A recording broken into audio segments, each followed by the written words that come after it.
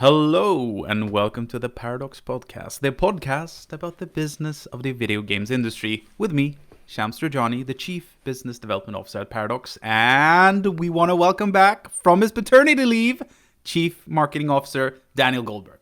Thank you very much. Thank you. I'd like some music to go with that, please. Yeah, Like, I would like some energy to go with that. Come on, man. Like, are you not pumped? Are you not pumped to be back?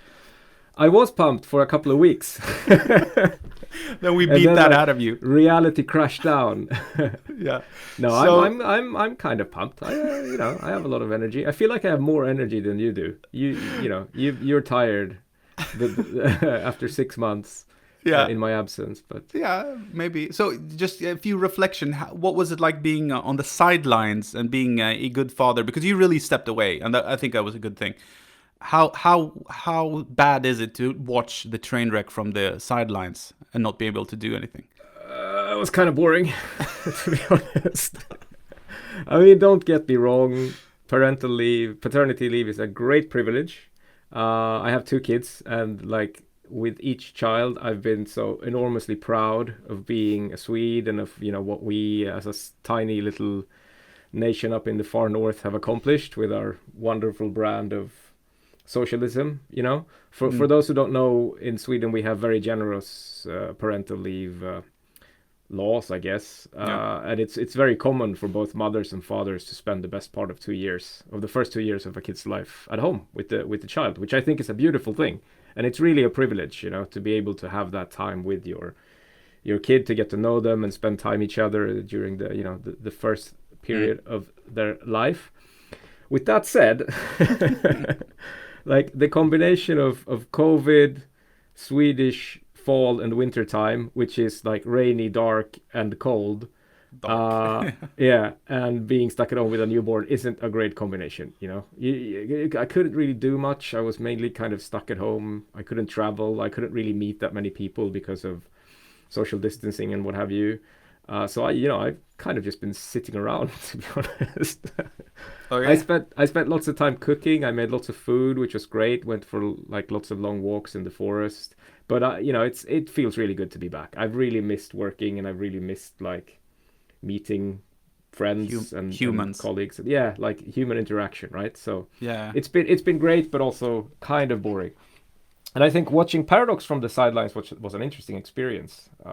It's interesting to get that perspective, and it's interesting to also from a market. I think that's really useful if you're in marketing to kind of to step away from the noise internally and see how things actually play out outside of the company. And some stuff is great, and I'm very proud of the quality stuff that we put together. Some stuff is a bit like I don't know, there's something here that I'm not finished with in terms of reflection, but there's something here about like what we think is making a lot of noise about something and what the rest of the world thinks is making a lot of noise about something that I need to think about a little bit more. But it was a worthwhile experience. Okay, for sure. I understood. I can tell you, it's very good to have you back, at least in the management team. We needed your energy, and it's sucked me dry in 2 weeks. Exactly. Yeah. Thank you. It's good to be back. It says comment counter talk in the script, Shams. That's what I had. I gave you the counter talk. Let's move on to the next. Oh, this was the counter talk. Oh, yes. Okay. So next up, then, let's talk about what we've been playing. Yeah. See, I'm rusty. I haven't done this in such a long time. What have you been playing, Shams? I finished Monster Train. For those of you, nice. I don't know if you played Monster Train, but I didn't think you could finish it. Yes, I fucking beat it. I'm Covenant 25, man. Oh, wow. Like it took me a couple of. But it's a card game, right? It's a strategy game with card game mechanics. Yeah. I've only played it for like a couple of hours. My impression was that it wasn't like a game you finished, but good on you, I suppose. No, there's the highest difficulty, and it's very hard to beat, and it is one of my. I'm proud of myself.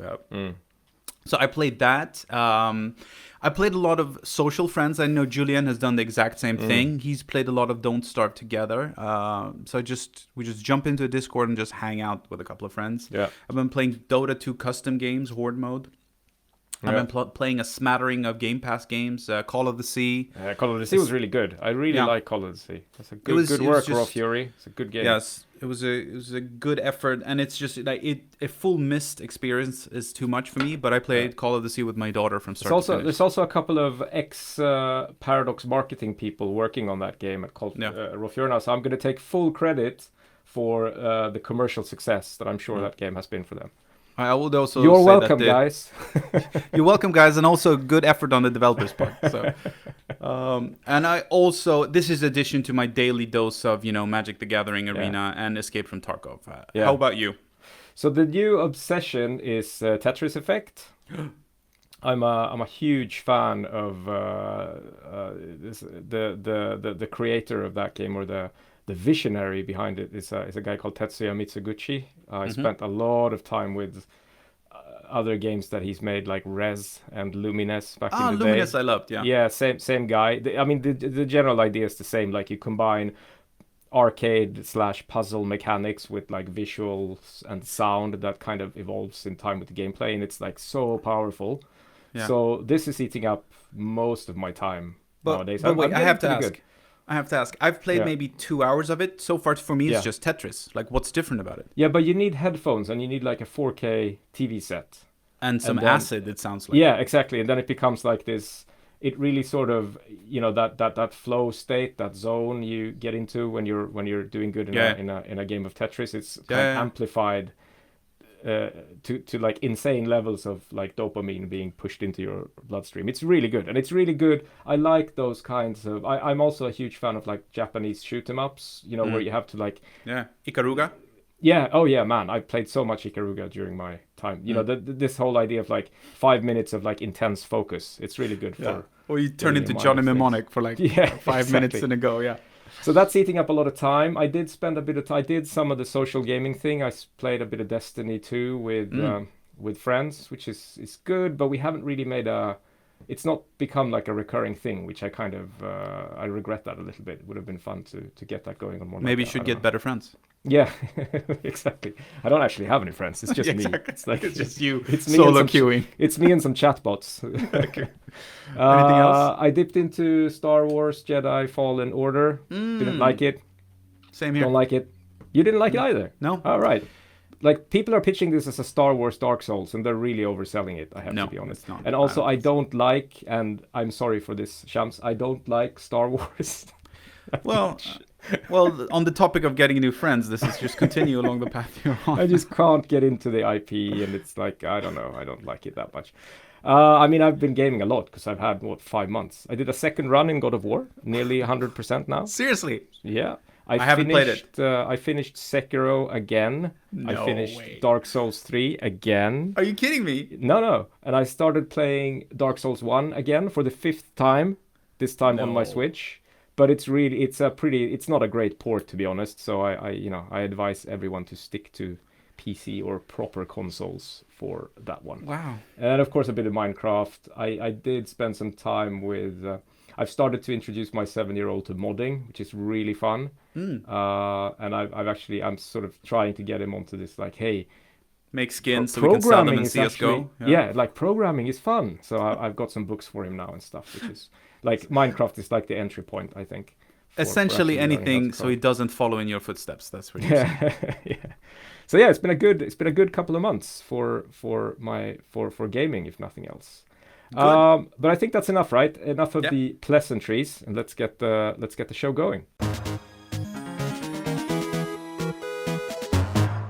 All right, so today's episode is on something we've touched on a few times in the past. In fact, I think we did our first ever episode on this topic, and that topic is pitch assessment. How do we assess pitches? What makes us decide what games to publish and what games not to publish? It's going to be a fairly Paradox-centric episode. I know you've really been giving it a proper go with guests, Shams, which is great, but this time it's just going to be you and me going on about stuff. We can't speak, obviously, to how others do it, so this will be like our view of how to do these things, not someone else's. Yeah. So how do we go about assessing new games, and what are the sort of business aspects we tackle as part of that process? Yeah. I think in the first episode we talked about the process of getting your game published. I think the intent with this episode to take a slight step back and talk about the assessment of the concepts themselves in a wider sense tied to strategy, taking a bit step back. Yeah. So the general process that we won't cover in much detail, but just so everyone is on board with that, is that the way these things tend to work is that studios, so people actually making games, either internal, as in owned by us, or external, as in individual, independent companies that we have a relationship with, pitch their games to us. And then we decide, yes, this is something we want to publish, meaning we often co-fund the development of the game and provide lots of other things to the table, such as fantastic marketing campaigns and what have you. And this can obviously happen in a number of ways. It can happen from very informal, you have a beer with someone and you end up striking a deal over that, or a very formal process where there's like a formal RFP, a request for proposals, that is provided by us based on market research we've done and the strategic direction we want to go in as a company, and all sorts of fancy stuff. But I mean, the starting point, and I think this is really what we'll be talking about in this episode, is before we start assessing pitches, we of course need to know what we want to achieve and where we're going. So what's our strategy basically, and what are pitches measured against, so to speak. And at Paradox, we've talked about this as well, we like to operate fairly long term. We have pretty long term plans for what we want to do and where we want to go in the next 5 to 10 years. And these goals always keep we keep developing them, we keep pushing them as we sort of get closer to them. Yeah, exactly. And they outline a lot of stuff. I mean, ultimately, it's all about serving our vision statement, which is kind of our infinite, unattainable reason for existing in the first place. And the Paradox vision statement is to make the world a nerdier place. And how do we believe we can best achieve that then? Well, it's by being best in class as a publisher and as a developer of endless complex niche games. And endless complex and niche is like, that's really a summary of our game pillars, which we've also talked about in a separate episode, which is, what characterizes a Paradox game. So that's what we do on the sort of high level. Yeah, I gotta say I love it. It's like we've had this kind of a statement. We have had many statements over the years. It's always hard to find something that people can rally around and make sense from a business standpoint and stuff. But I think this is one that's the best one so far, because it really, I bounce out of bed in the morning wanting to make these niche weird games, and I love it. Okay, so let's get into it. I think we've ended up in a fairly decent place with these. I agree. No, I mean, seriously talking though, I mean, there's a good reason for why I've stayed with the company for 11 plus years, because I get to do these things, and that really motivates me. Yeah. Okay, so let's break this big goals into some more discrete areas. How do we kind of slice and dice and view the long-term goals? Could you go into a couple of some of them for us? All right, so I think broadly, we try to describe who we want to be or where we want to go in terms of, well, first of all, audience, right? So who are our players today? What players do we want that we do not have a relationship with today, and how do we want to build a relationship with them in the future? So how do we want the audience we serve to develop? Next up is products, and that follows on the audience. So what games does this audience actually want? What games are we capable of building? What games are we capable of actually making, either internally or through third-party developers? And then it's about looking at the portfolio on an overall level. So what does the rest of the roadmap look like? Where are there gaps? Where are things perhaps a bit too crowded in terms of what we're planning to do? Revenue, of course. Where can we make money so that we can keep investing in even more games that, I mean, ultimately all help bring us closer to achieving our grand vision of universal harmony throughout the the universe. IP, intellectual property. Where are we going with our first party IP? The World of Darkness is a great example. What do we want to develop in that universe? In terms of storylines or characters or experiences. Stellaris is another one. How do we think the Stellaris universe should develop and maybe evolve from its roots as a grand strategy game? I mean, there's a lot of operational stuff as well, organization. It's about what we can do. We're very capable in some areas. I'd say we're very capable when it comes to, slowly, steadily growing an audience and the engagement of that audience around a grand strategy game, for example. How can we apply that skill set to other projects and be successful? What do we need to learn how to do in order to be successful? Business models, of course, which is, I know, something you spend a lot of time thinking about, Shams. Where do we think the market is going?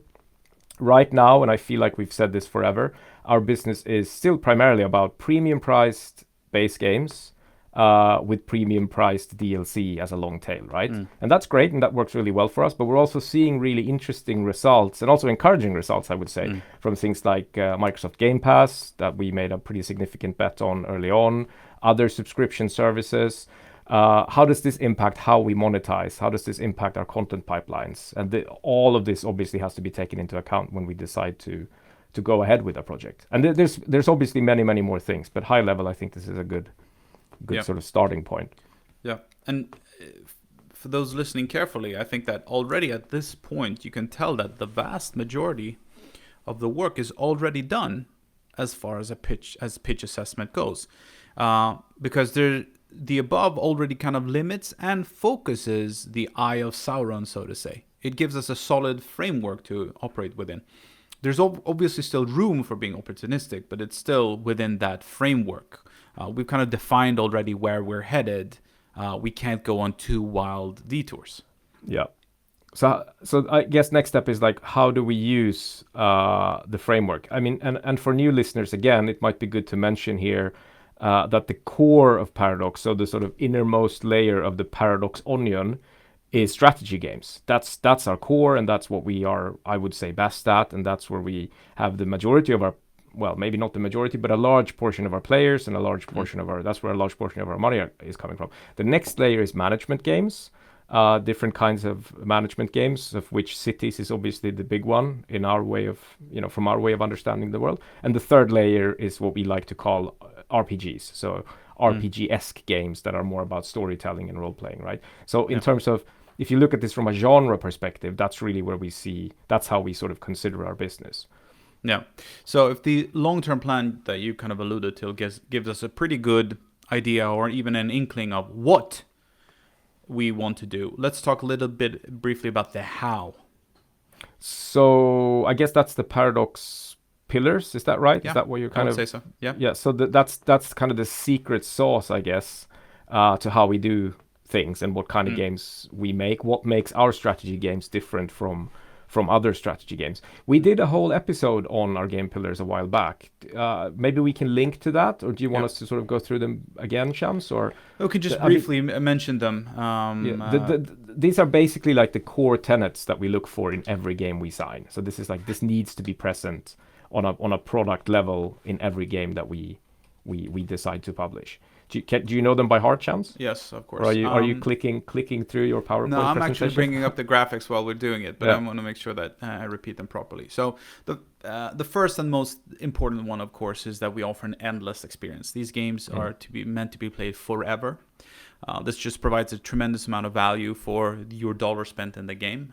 We want games that challenge the mind, not the reflexes, rather. The smarter you are, the better you do in the games. We want to kind of give agency to the player. We want to put players firmly in the driving seat, so they're telling a story and creating something in the games rather than us taking them along for a specific ride. We think that it's very important that our games play perfect, but also need to kind of look good. We talk about function over form, so we prioritize gameplay over something else. And finally, we want the games to be about subject matters that are really freaking nerdy. So you can really dive deep, and the more real-world knowledge you have about a subject, you'll have a better experience in the game, essentially. So those are in a nutshell. Day trading simulator. We could do that, right? With like I kid you not, that's been on our kind of list of stuff to do for a very long time. We'll do like a GameStop DLC as well, a story DLC. Yeah, exactly. So I would say that so somewhere between the overarching plan that we kind of mentioned and the pillars that we've kind of have that describe how we do things, 90% of the work is done. Yeah. That means that but as we know, like the last 10% is of course the hardest. But at this point, we already know kind of where we're headed and how we want to do our stuff, essentially. And I mean, yes, but also it's, someone also has to make the game at the end of the day. So I think maybe moving on to like, how do studios, both our internal studios, but also like external partners, how do they fit into this, would you say? So first of all, we can mention that we try to find people who are very like-minded and want to do this, like without necessarily spelling out exactly what we want to do over the next 5-10 years. In conversations with different people, you can quickly tell that Lennart over at Triumph or Rod in Berkeley, they want to make the same kind of things. They want to make these endless, nerdy, complex games that really challenge the mind, right? So in that sense, we find the right partners, and of course PDS is, they embody this through and through. So we talk to the studios about what people are good at, what they want to make. And again, nobody's going to the CK3 team and suggesting that they make the next City Skylines game. So it often just plays out in a natural way of what they want to do. And since we try to be very transparent about these long-term plans, it's not like the CK3 comes and suggests that they want to make a kind of a Quake shooter anyway. But once in a while, there are new ideas that come about, and that's how like a new Stellaris is born, essentially. And I think the sort of balance that you're touching on now is a really hard thing to get right. It's it's that balance between what the business needs and what the developer wants to do. Yeah. But I think it's crucial as well, because when we strike that balance successfully, that's when things really work. Yeah. You don't want to be in a position, or I at least I don't think Paradox wants to be the kind of company where, these are the decisions on what games our studios are making are sort of taken somewhere far away in a boardroom somewhere, and then we just task people with doing it. It has to sort of come from the people actually making the game, because that's how you end up with products that have sort of passion in them, and that are made, that come sort of from the heart, not just from a spreadsheet. Yeah. But that is obviously really tricky. It's a really tricky balance to strike. I think I'd say that we run more of the problem that we follow the heart and end up with sometimes games that don't necessarily have a market, rather than going for something that has a huge market but there's no heart with the developer. I agree. So what would you say? I mean, you've been here for we've both been here for a while now. We're both part of the furniture, I guess, but you've been here even longer than I am. So what would you say are the sort of biggest differences between how we do these things now and how we did them, I don't know, 3, 4, 5 years back? Yeah. Would you say? I think overall, and I check with Nils and the rest of the acquisition team that deal with this day in and day out. And overall, I would say that in broad strokes, we're less opportunistic than before, and we're more focused on what's actually requested. And generally, we send out more requests for proposals. And just very briefly, it's a 2-pager describing, like, we want a Diablo type game in World of Darkness.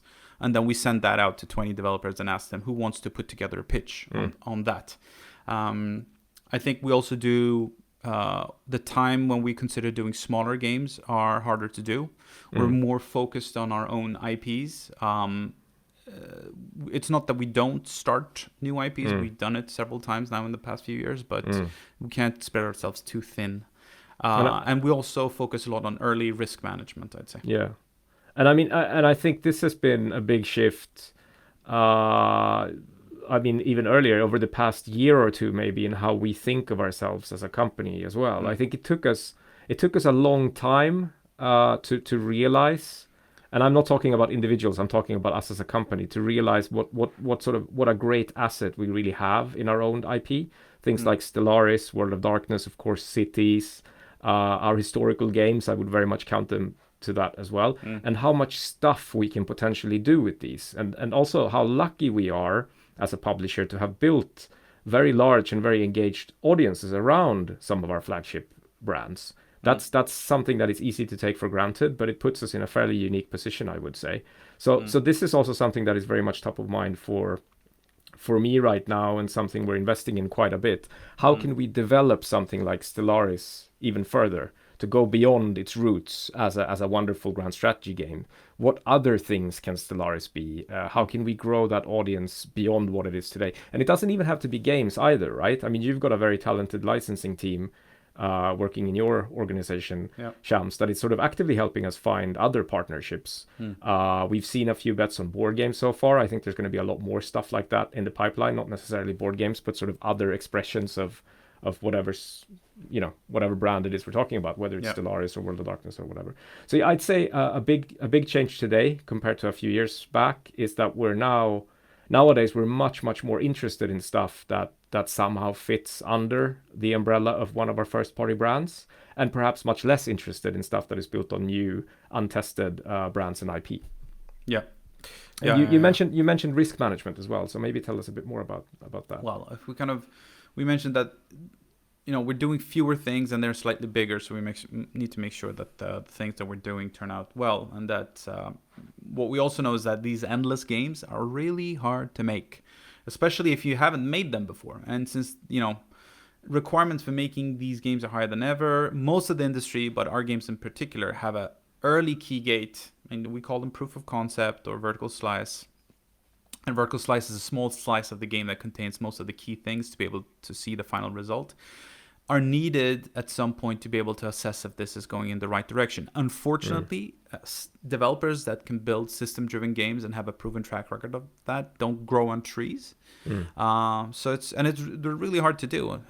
So we need to kind of find a good way of kind of doing early risk management to kind of suss out what works and what doesn't. So, I mean, what you're saying is if you want to reach those long-term goals we talked about, since they're quite narrow and they're quite demanding, it says itself that we need to start up a lot of things, and we have to be very realistic in focusing on what we actually run to completion and what we decide not to progress with at a fairly early stage. Yeah, true. This is something that Alex, our CFO, talks about at almost every quarterly results presentation as well. Is the large percentage of projects that we start but that never end up being announced because we killed them before them. Yeah. And it sounds like it's, in a way, it's risk, but it's also one of the things that I think makes us strong, because we're in a position where we can afford to start a lot of stuff and not proceed with everything. Yeah. No. I don't think it's a secret. I think there are many people in the industry that agree, but I think I've said it before, is that, in my opinion, considering the nature of software development, the only way to succeed is to iterate and quickly discard what doesn't work. You can't just put this perfect paper idea to life and just assume it's going to hold up all the way towards the end. It needs to go through that natural evolution of trying and throwing stuff out. And while we're on the topic of talking about verifying stuff and figuring out, can you tell us how kind of marketing approaches validation and some of the key assumptions on your end? You and I just now having a discussion about the sales target for one of our games that we have in production. We're like, is that a reasonable sales target? How do we know that the assumptions that we made 18 months ago, when we maybe weren't paying attention when we signed off on something, actually are holding up, especially in the shifting market? We signed off on a bunch of stuff before Game Pass kind of fully existed. Yeah. How does that factor into things, and how do you kind of take that into consideration? So this is very much a living topic of discussion, as you allude to. So my team spend quite a bit of time, well, at least nowadays. This was not the case back in the Wild West when you were reigning supreme, Shams. And the good old days. But nowadays, at least, my team spend quite a bit of time together with Julian's organization as well. Of course, Julian heads up product management, so is at the end of the day the guy responsible for the portfolio, so the games that we develop and bring to the market. El Jefe. So my team spent quite a bit of time before we signed something trying to understand the size of the market we're trying to hit. So, what's the sales potential for this game, effectively. And as you say, this is very much what a game is when we sign it and what it is when it releases 3 or 4 years down the road is often very, very different. Yeah. And also during that time, the market obviously changes a lot, right? Things like Game Pass show up, things like a new console generation will release, things like titles that you may have used as a benchmark 3 years ago release and either move on to enormous success or just flop completely, right? And all of these things need to, over time, inform the sort of calls you're making and the judgments you're making on how much a game can actually sell. And I think this is a process where we have there's probably a bit of room for improvement here in terms of how we as a company do these things, not just kind of agreeing on something at signing and then not looking at the figure for 3 years, but rather revisiting this at sort of constant intervals throughout the process. But it also again brings me back to the importance of, and maybe the increased emphasis that we are placing on our existing brands, Because I mean, making a sales forecast is an imperfect science at the best of times, right? But it's much, much, much easier for us to estimate the market for, I don't know, say a new World of Darkness game than it is to estimate the market for a game built on a completely new IP in a genre where we haven't been present before. Because you've got so many more data points. You've got, you know, I mean, for everything, you've got other things in the same genre. But if you're working on something, on a brand that is already established and that you own, you can look at the size and the behavior of the audience that you're in touch with. You know, how much do they engage with the stuff you put out? You can also measure sort of fancy things like intention to buy, which is marketing speak for trying to measure like how interested is how likely is this audience to actually spend money on something that you present to them, right? Does it work, or is it pseudoscience? No, I mean it's not pseudoscience. I mean it's fairly simple, right? It's like the exercise is basically you show. I mean, this is a hypothetical example, but it's let's say I show you a pencil, like an Amazon brand pencil, a yellow pencil, right? And I ask you, how much would you pay for this? And then I show you a World of Darkness branded pencil, and I ask you, would you pay more or less for this? And it's not perfect, but this is a stupid example, but it's just asking people at the end of the day, right?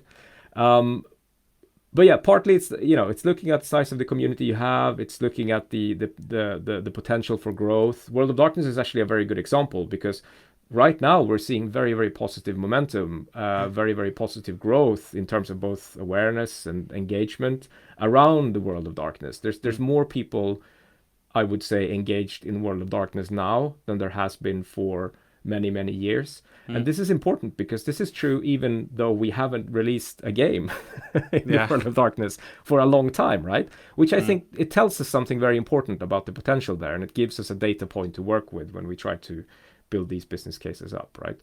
So, I mean, long-winded, but the point is that this is one of the key reasons why working with established brands is so powerful, because there's a market there that you can draw conclusions from that you just can't when you start something from scratch. It's risk reduction in every way, and this is why we see so many sequels, and sequels do generally well. Yes, it's partly about playing itself safe, but it's also about finding more opportunities to do new things.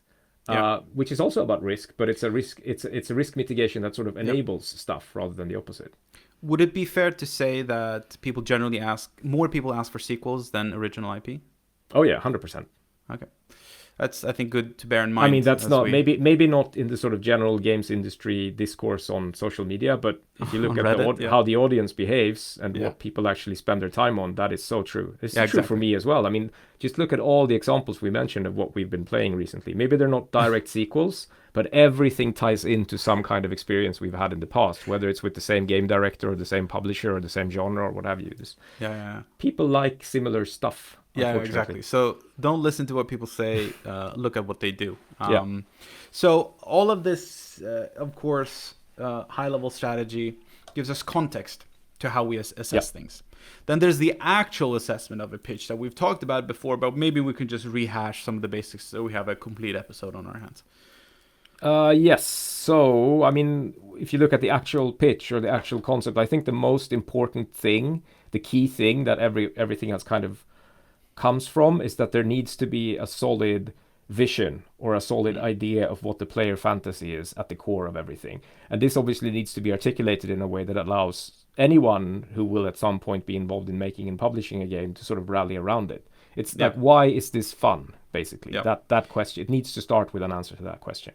Yeah, and it might sound stupidly plain in some cases, because like, why is Mario fun is sometimes harder to describe than why is Call of Duty fun, because like shooting people in the face and saving the world is pretty cool, but jumping on mushrooms and, you know, running into castles, I don't know if that's a dedicated player fantasy. So we actually had a lot of challenges with this over the years, and we've come up with a very simple kind of 4-part way of describing what a vision for a product is at Paradox. It's not just one flowy statement that is written by, you know, a team of speechwriters. So our kind of vision statements consist of an elevator pitch, the core game pillars of the game itself, the kind of consumer promise, and a kind of a tagline. Those 4 kind of together, put in front of almost anyone working on the game, or the audience should kind of quickly understand what it's about and why it's a sexy thing and why it would be fun to play, essentially. Instead of, we use this instead of forcing, poor people who are at PDS to put down pros in difficult ways about CK. And I think the next thing, once you've answered that question, why is this fun, is, you need to have a team that can actually make the game you're pitching, right? This could be about having a proven track record. It can be about anything really, but there needs to be some evidence that, yes, you can actually build this. The game needs to have a market. I mean, a perfect game that will sell to 10 people won't help anyone. And it's kind of on us as publishers then to sort of find that sweet spot where you have a developer who has a vision and they're actually able to execute on that vision, and we think that the execution will be relevant to a group of people, i.e. the audience, to actually buy the game, right? So that's where you that's when things come together and you end up with something that anyone would be willing to invest in, so to speak. And then comes, of course, the minutia of iterating and tweaking the pitch or concept so it has optimal chance of success, actually delivering on what the audience wants. And, any good pitch process goes through iterations. It's, again, never that 1.0 is not what's signed and then delivered later. And this is also, I think, where we have a lot of value to contribute as a publisher beyond just the sort of funding, as it were.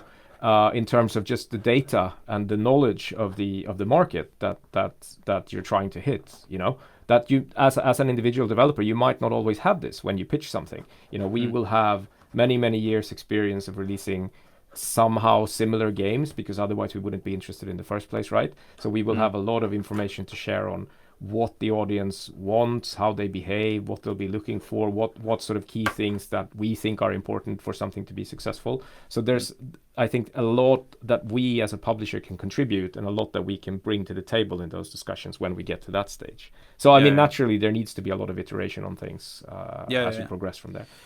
And especially, this is where other requirements come in. To just give you a practical example, like we don't necessarily publicize every single detail that we have planned for World of Darkness in the storyline. Exactly who's the antagonist and whatnot. So we might get a pitch and the developers might have suggested a specific antagonist until they talk to us and realize, holy shit, there's so much more cool stuff and they are available for them to use. So then naturally they'd want to revise the pitch. And, things will change. Technical requirements might come in. Production plans get updated.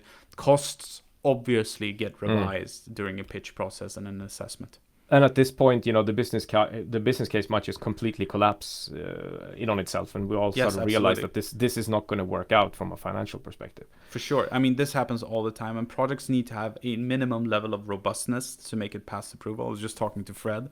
It's like, very seldom do business cases improve greatly over time from the onset, unless the currency exchange fees are changing, or the dollar is going up or whatever. So cases need to be strong enough to survive throughout all the iterations that we're talking about. So what else do we have then? What are the other big things that we should say mention? That finally the big final boss for any game project is, can you guess? Lord Gwyn of Cinder. No, you stupid references. No, it's Lord Opportunity Cost, of course. All right, this is like Shams talking about opportunity cost. It's like one of the few constants in life at Paradox. Exactly. Yeah. No, in the end, a great project might not proceed actually, because there might be something else even better or higher prioritized. This is why we don't do Teleglitch 2. It's not because it's not a fucking great game. It's because everything else is better. That's a shame. Yes, but also not, right? Also not a shame at the same time. Yeah. And again, it's not that we don't want a Teleglitch 2 or a Magicka 3 or a Majesty 3 in Fred's case, but that's something else makes a lot more sense. But, as they say, life does find a way. Right, so I mean, for instance, we're actually doing a bunch of smaller projects now via licensing or other types of business ventures. For the record, I do think Magicka 3 would make sense. So we don't always agree on these things either. No, that's true. I think that's the upshot of actually becoming a bigger company. If you look at EA, they have EA Originals. 2K has private division. These are smaller publishing arms that launch new IPs and actually have succeeded with doing a lot of cool stuff. Private division is doing Kerbal Space Program 2. Yeah. for instance.